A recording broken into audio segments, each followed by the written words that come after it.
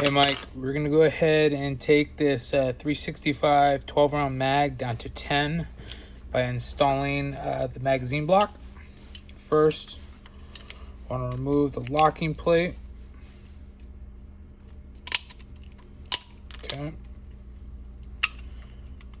Take that out. We already had a block in this, but just to show you.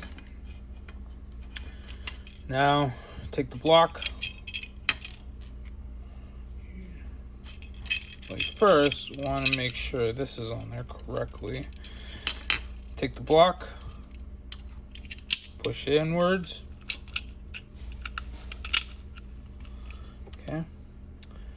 Then make sure this locking plate is in there.